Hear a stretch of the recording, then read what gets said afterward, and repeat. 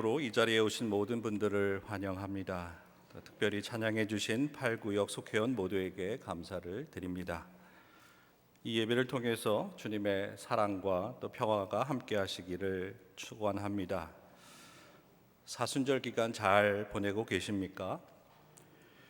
우리가 교회력을 따라 신앙생활하는 성도는 절기를 따라 농사짓는 농부와 비슷하다고 하겠습니다.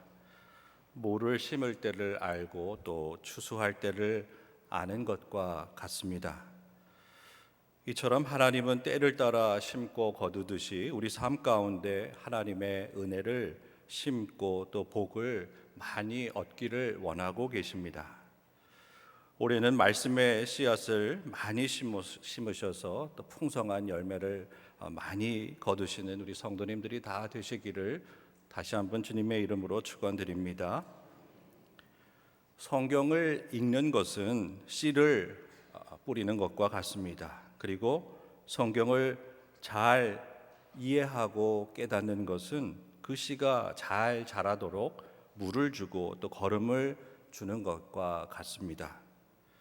우리가 말씀의 씨앗을 많이 뿌리고 잘 가꾼다고 하는 것은 성경 말씀을 꾸준히 읽고 또 그 말씀을 이해하기 위해서 우리가 말씀나무 아카데미에서 제공하는 다양한 그 성경 공부를 통해서 그 말씀을 잘 깨닫는 것이라고 말할 수 있습니다. 성경을 많이 읽으시고 또 열심히 성경 공부하셔서 올해는 풍성한 은혜의 열매를 많이 맺는 저와 여러분이 되기를 간절히 소망합니다. 그래서 오늘 저는 본문을 통해서 우리 마음에 심겨진 그 하나님의 은혜의 씨앗이 잘 자랄 수 있도록 그 말씀을 통해 하나님의 뜻을 살펴보려고 합니다. 오늘 본문은 8절밖에 되지 않지만 우리가 잘 아는 대로 전후에 담고 있는 내용들이 참 많이 있습니다. 오늘 사건을 중심으로 그동안 되어졌던 일들과 또 앞으로 될 일들이 무엇인지 한번 성경을 읽은 그 내용을 기억하면서 살펴보도록 하겠습니다. 요한복음 12장 1절에서 보면 유월절 엿새 전에 예수께서 베다니에 이르시니 이곳은 예수께서 죽은 자 가운데에서 살리신 나사로가 있는 곳이라 이렇게 말씀하고 있습니다. 예수께서 마르다와 이 마리아 나사로의 집에 자주 가셨을 것이라는 것을 우리는 쉽게 짐작할 수 있습니다. 그들이 굉장히 친밀하게 교제하고 있었고 또 그들을 잘 알고 있었다는 사실을 우리는 성경을 통해서 볼 수 있습니다. 그리고 특별히 죽은 나사로가 다시 살아나는 그 기적을 통하여서 많은 사람들이 나사로의 가족을 기억하고 있었습니다. 그 기적이 일어나기 전에도 예수께서 그곳에 자주 가셨던 정황을 요한복음 11장을 통해서 우리는 기억해 볼 수 있습니다. 그래서 오늘 우리가 요한복음 12장을 읽고 있지만 이 말씀은 요한복음 11장의 이야기와 계속 연결되고 있음을 우리는 알 수 있습니다. 그래서 11장 1절 이하에 보면 이렇게 나와 있습니다. 어떤 병자가 있으니 이는 마리아와 그 자매 마르다의 마을 베다니에 사는 나사로라. 이 마리아는 향유를 주께 붓고 머리털로 주의 발을 닦던 자요 병든 나사로는 그의 오라버니더라. 오늘 12장에 이 마리아 향유 사건이 나오고 있지만 벌써 11장에서부터 마리아에 대해서 언급하고 있습니다.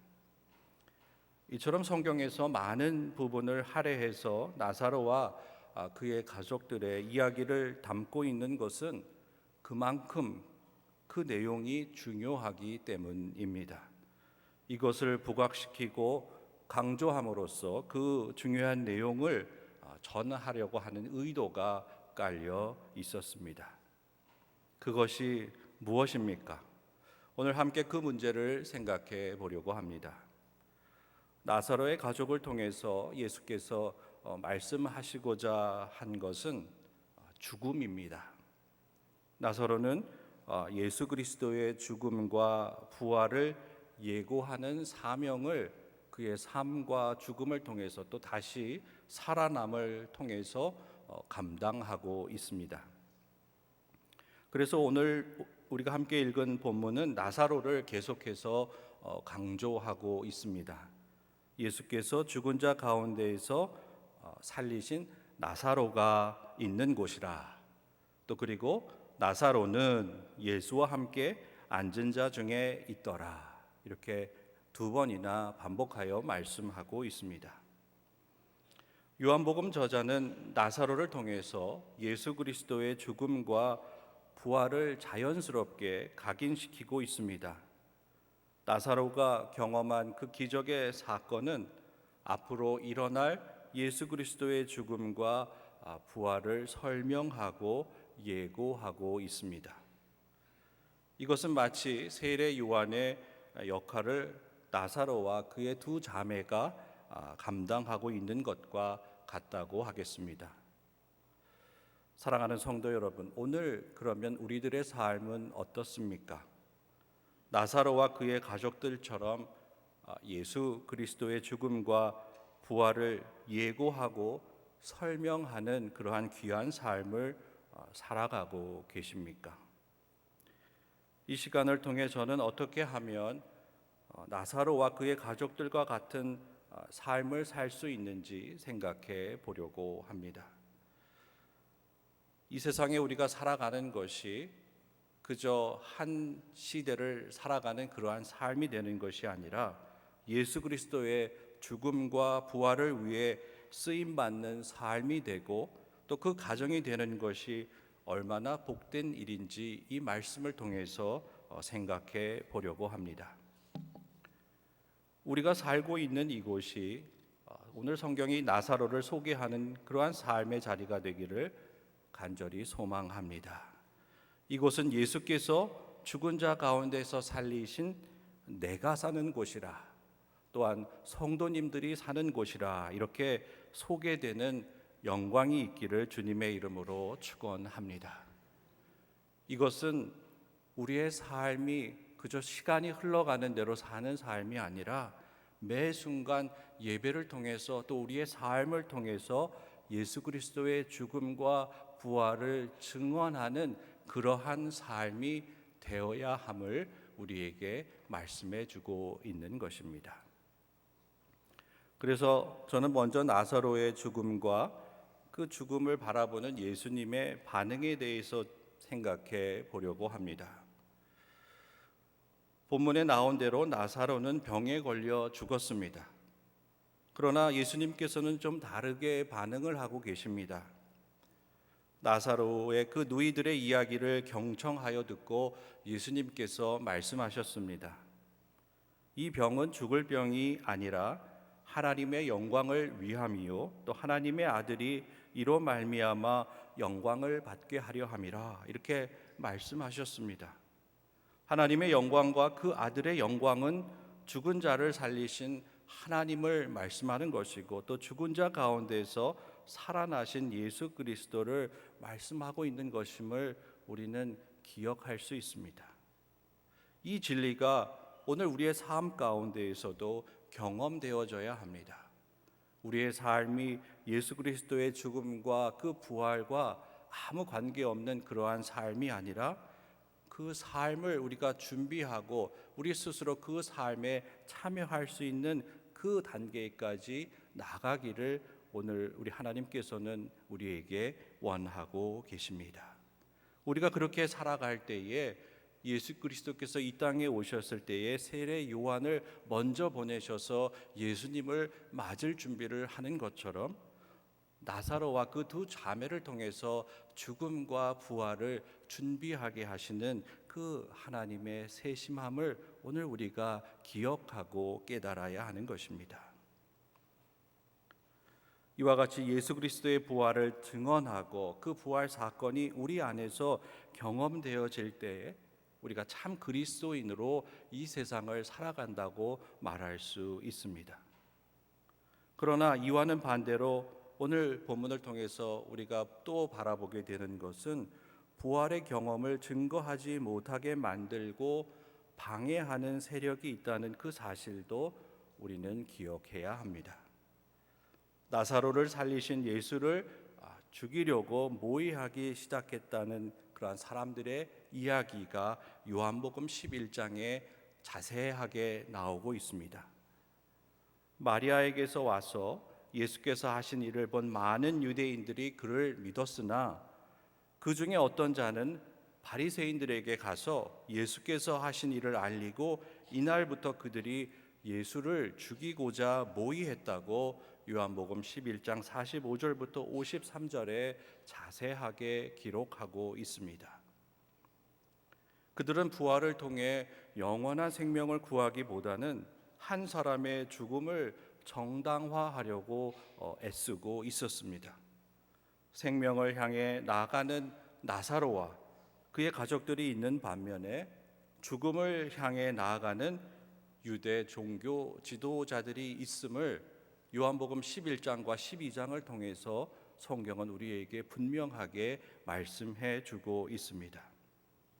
그래서 오늘 우리는 이 본문을 통해서 나사로의 사건은 우리가 생명의 자리로 나갈 것인지 아니면 죽음의 자리로 나갈 것인지 결단하라고 우리에게 말씀하고 있는 것입니다. 그런데 그 결단의 순간에 방해꾼이 오늘 본문에 등장합니다.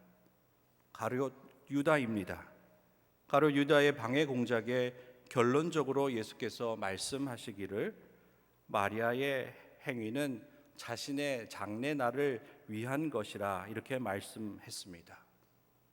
오늘 본문을 통해 보면 마리아가 무엇을 했습니까?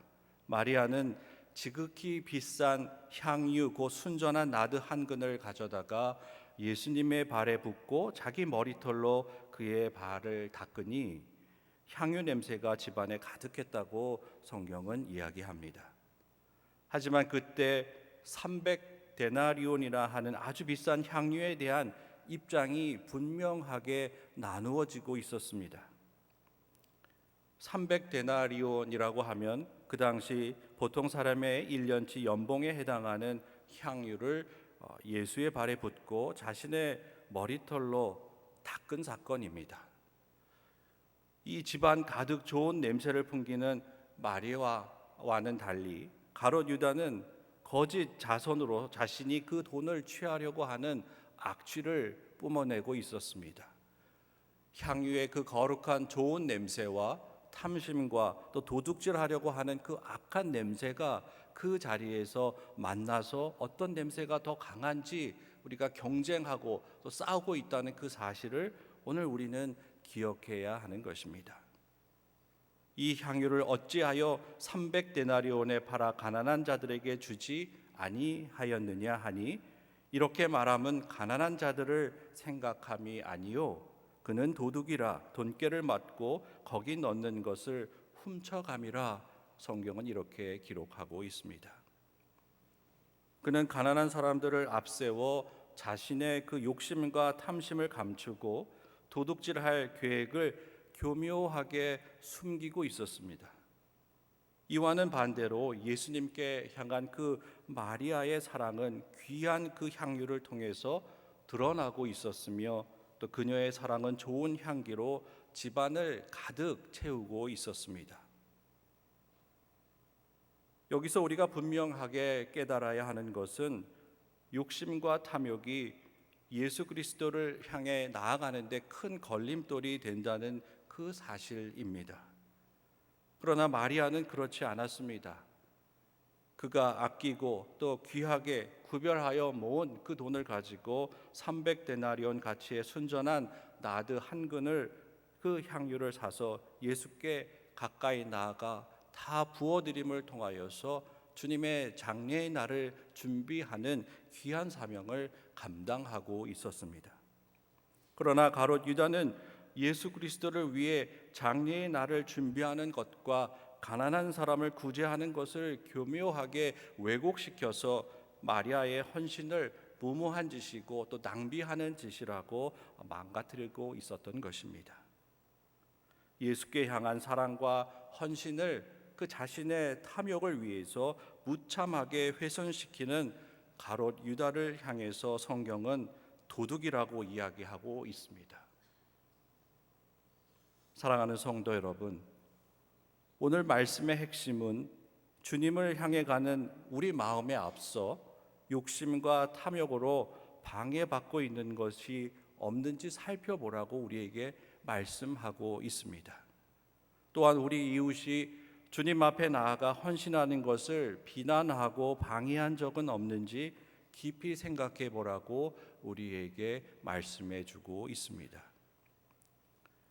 우리는 이 본문 말씀을 읽으면서 이 말씀을 읽을 때마다 매번 놀라야 하는 것이 있습니다.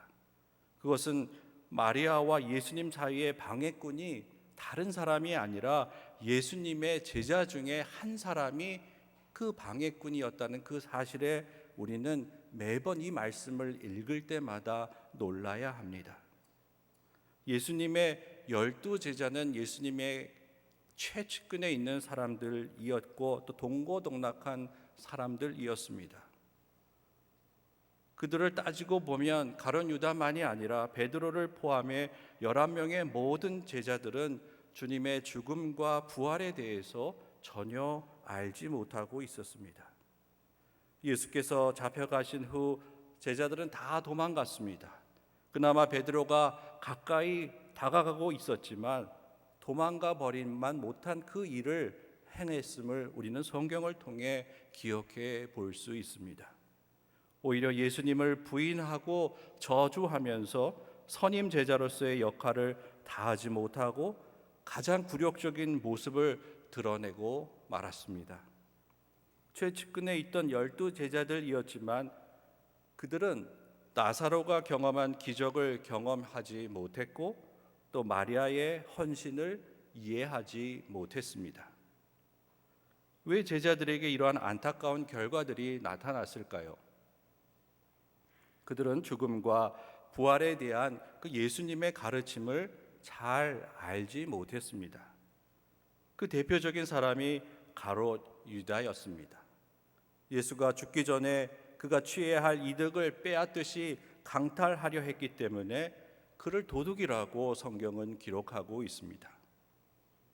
그러므로 예수 그리스도의 죽음과 부활을 깨닫고 직접 참여하는 대신 예수 그리스도를 통해 물질적 축복과 또 세상이 원하는 대로 형통한 삶을 살기를 원하는 생각을 가진 사람들 또한 큰 범주에서 보면 가롯 유다와 같은 그 부류의 사람으로 분류될 수 있습니다. 우리도 혹시 신앙생활 하면서 하나님이 받아야 할 영광과 칭송을 교묘하게 빼앗고 있는 것은 아닌지 깊이 생각해 보는 저와 여러분이 되기를 간절히 소망합니다. 죽음과 부활이라는 그 기독교 핵심 가치보다는 세상적 성공과 풍족함에 더 큰 가치를 두며 하나님과 이웃을 인격체가 아닌 수단으로 이용하려고 했던 것은 아닌지 오늘 우리는 이 말씀을 통해서 깊이 묵상하며 생각해 보아야 하겠습니다. 사랑하는 성도 여러분, 죽음과 부활을 이해하고 받아들이는 것은 절대로 쉽지 않습니다. 오래 신앙생활을 했다고 자동적으로 주어지는 것이 아닙니다.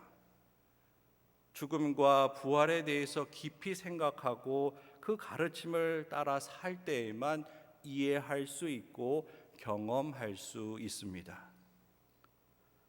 요한복음 11장에서 보여주신 예수님의 말씀을 집중하여 우리가 주의 깊게 살펴보지 않으면 예수님의 죽음과 부활을 깨달을 수 없습니다.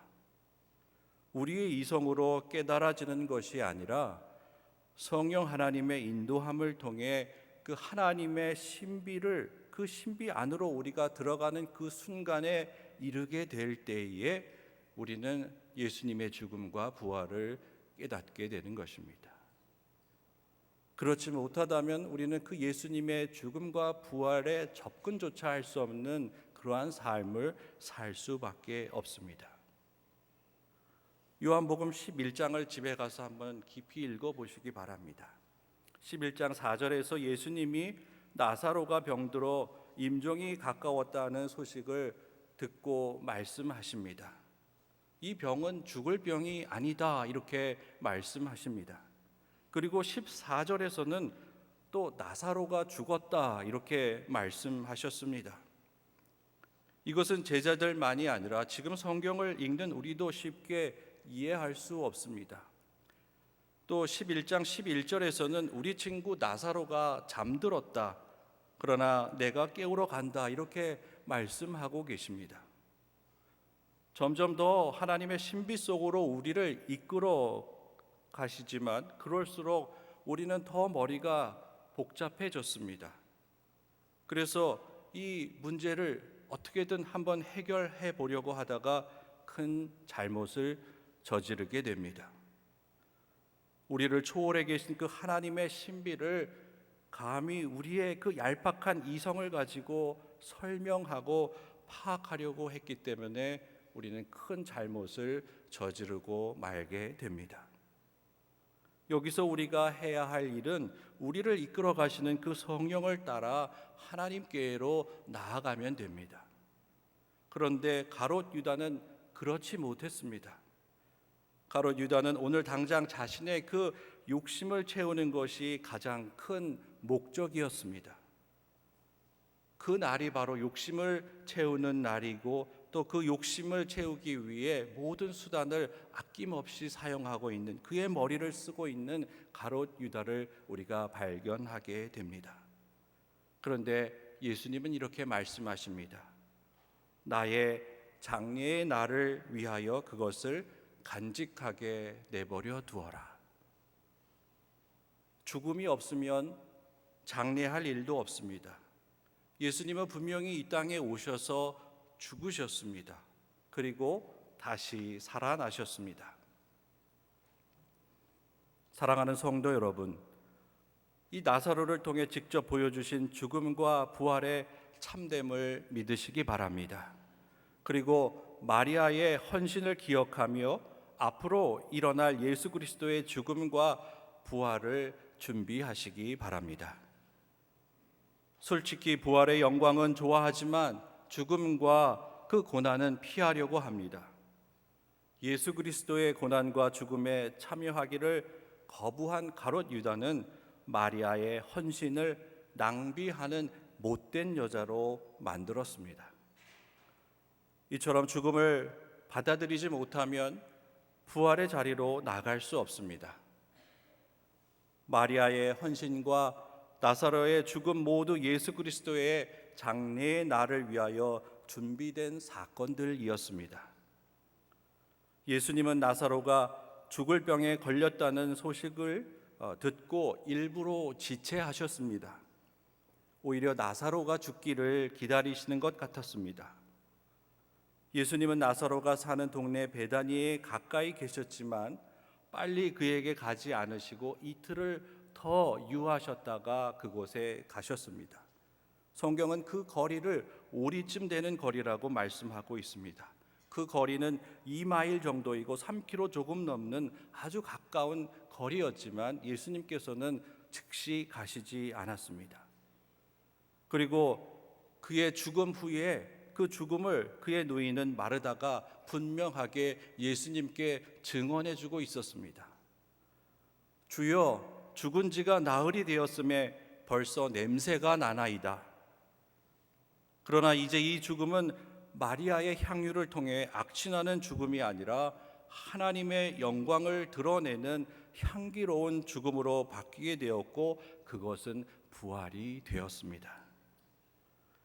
그러나 가롯 유다는 이 하나님의 영광을 탈취해서 돈으로 바꿔 자신의 주머니 속에 감추려고 했기에 성경은 그를 도둑이라고 증언하고 있습니다. 사랑하는 성도 여러분, 죽음을 두려워하지 마시기 바랍니다. 나사로와 마리아를 통해 죽음의 바른 의미와 그 가치를 깨달아 부활의 자리에 무사히 참여하시기 바랍니다. 그리고 죽음을 피하기 위해 죽음을 거부하고 죽음을 향한 그 헌신과 사랑을 세속적 가치로 받고 하나님의 영광을 가룟 유다와 같이 도둑질하는 잘못을 범하지 마시기 바랍니다. 오늘 이 예배를 통해서 주님의 장례일을 위하여 향유를 준비하시는 성도님들이 다 되시어 부활의 주님을 만나 그 부활을 경험하시는 성도님들이 다 되시기를 우리 주님의 이름으로 축원을 드립니다. 기도하겠습니다. 주님의 영광에 참여하게 하시니 감사합니다. 죽음을 이기고 부활하신 주님과 함께 하나님 나라에 들어가게 은혜를 베풀어 주옵소서. 우리 주 예수 그리스도의 이름으로 기도하옵나이다. 아멘.